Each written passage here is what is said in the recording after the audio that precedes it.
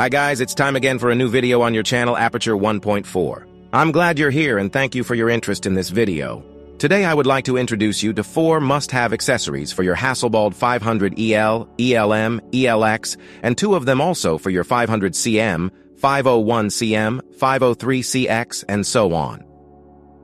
Feel free to browse my YouTube channel to see more videos that might be of interest to you. And please don't forget to like and subscribe to my channel if you're not already a subscriber.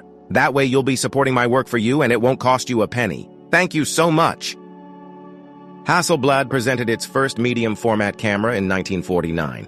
Even then it was based on the same principle as the later cameras for film photography, and to some extent, this still applies to Hasselblad cameras today in the age of digital photography. Basically, a Hasselblad is a cube to which various components can be attached and exchanged. Be it the viewfinder, the film magazine, classically in 6x6 format, but 6x4.5 or 4x4 are also possible, the lenses, with the exception of the super-wide cameras, the viewfinder screen, to name just a few components.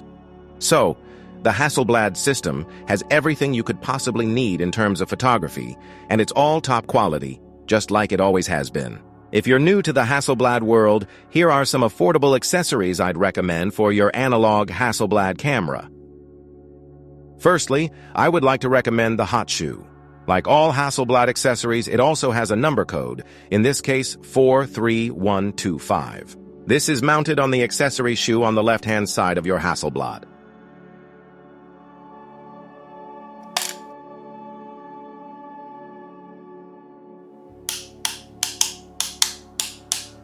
The accessory shoe can be rotated so that, for example, flash units with the reflector facing upwards can be turned against the ceiling for indirect flashes.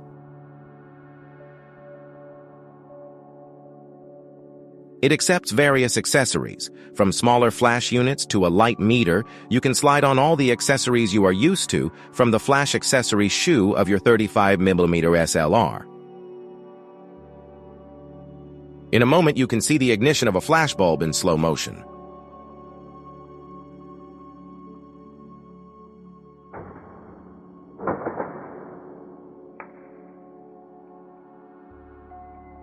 My unconditional recommendation for all owners of a Hasselblad camera with accessory rail is buy. Absolutely buy. Nothing facilitates the view of the subject and manual focusing as much as a bright focusing screen. Hasselblad's medium format cameras used Fresnel focusing screens, which were available in different versions. The most common was the standard version with a crosshair in the center. In addition, there were variants with a split image viewfinder, microprisms, or with a grid division. It is only since the 500CM and some late models of the 500C that the focusing screens can be changed quickly and easily by the photographer himself.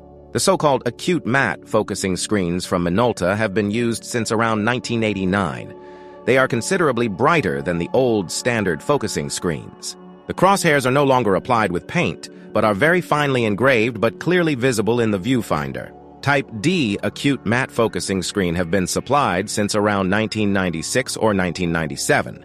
This is the second version of these acute matte focusing screens. The version D acute matte focusing screen shows the out-of-focus parts of the viewfinder image better and more realistically.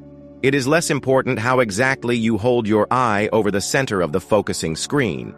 The distance between your eye and the focusing screen is also less critical. Overall, the focusing screen acute matte D makes it easier to focus and see the viewfinder image compared to focusing screen without D. The acute matte focusing screen D can be recognized by 2 notches in the metal frame.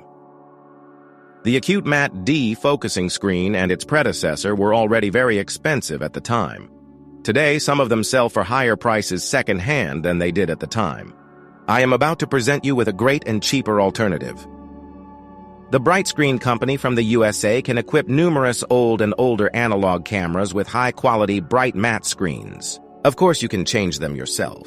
The manufacturer offers 3 different focusing aids, each of which can be combined with a variety of different guideline patterns to suit your particular purpose or preference. I have been using these focusing screens for years and am very happy with their quality. So if you don't want to spend a lot of money on a used Hasselblad acute focusing screen, these focusing screens are highly recommended.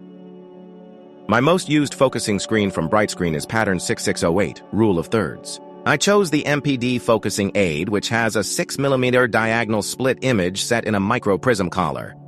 You will receive installation instructions for your specified camera with the respective focusing screen. If the Brightscreen focusing screen is correctly installed and the camera is correctly adjusted with the original Hasselblad focusing screen, no adjustment should be necessary for correct focusing with the Brightscreen focusing screen. Here you can see the Brightscreen screen installed. It really provides a much improved image compared to the standard screen and is, if at all, only slightly darker than an acute matte of the D generation. In return, you have the choice of an unbelievable number of guidelines and 3 different focusing aids. A very clear purchase recommendation from me. The next tip is only relevant for the motorized Hasselblad cameras with built-in motor of the 500 series. These cameras are usually supplied with the standard shutter release shown here. It is located on the front left-hand side when you look at the camera from the front. However, it cannot accept a cable release. As an accessory, Hasselblad offered the release button number 46346, which was standard for Hasselblad cameras used for space missions. This also offered no connection for a cable release. On the one hand, you need this for a vibration-free shutter release if you are using a tripod or working with slower shutter speeds, for example. A cable release is also necessary for long exposures of more than 1 second. Of course, you can also use the Hasselblad electronic remote shutter release shown here. Personally, I think a cable release makes more sense, as it can be used with many older cameras or with some modern cameras using an adapter. Hasselbald also offered a remote release connection number 46213, actually for use with the bellows and the Mutar 1.4 times converter. Nowadays, this is difficult to find secondhand, and unfortunately also very expensive. I came across this Chinese replica on eBay, which you can get for about $35.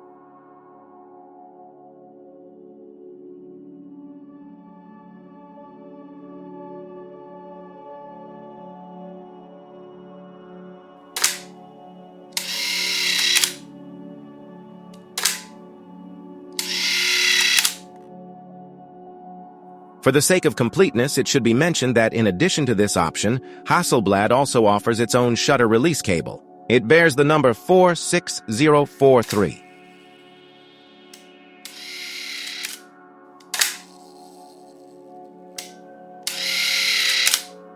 This tip only applies to the 500 ELX model and earlier models of motorized Hasselblad cameras. Later models used standard AA batteries.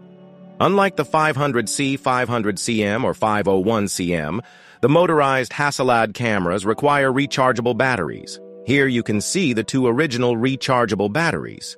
However, the camera only requires 1 battery for operation. The second battery merely doubles the capacity of possible shots until the energy sources are exhausted. A fully charged, still functional battery is sufficient for 1,000 shots, 2 batteries for 2,000 shots. These batteries can be conveniently charged in the camera using the original Hasselblad charger. When using 1 battery, the charging time is 24 hours, with 2 batteries a full 48 hours, an incredibly long time. You can still find new batteries on eBay today, but mostly those that can be charged quickly with a special charger and usually also offer overcharge protection and a charge retention mode. Hasselblad did not offer this with the original charger. In addition, a fuse with 1.6 ampere, medium inertia, and a size of 20 by 5 is required to operate these models. The fuse is inserted in the upper opening. I carry a spare fuse in the bottom opening. I didn't buy a new battery and a new charger. Instead, I used 2 battery adapters. The battery adapters I have purchased each use a CRP2 lithium battery. These batteries are available almost everywhere. Lithium technology offers a number of advantages. First, lithium-ion batteries are incredibly light and compact, making them ideal for use in portable devices like your Hasselblad. They have a high energy density, so they can store a lot of energy in a small space, and in the area of reliability, they continue to excel. Modern brands have a low self-discharge rate, which means they can hold their charge for longer periods of time and have a long lifespan. Inserting the battery into the adapter is easy. Simply press down the contacts of the adapter as shown.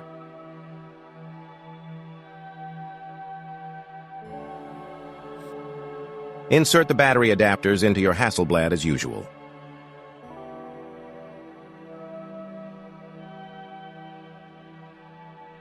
Enjoy almost limitless energy. And never forget a spare fuse. Your Hasselblad will not work without power or without a fuse or with a blown fuse. Close the battery cover as usual and continue enjoying photography with your Hasselblad.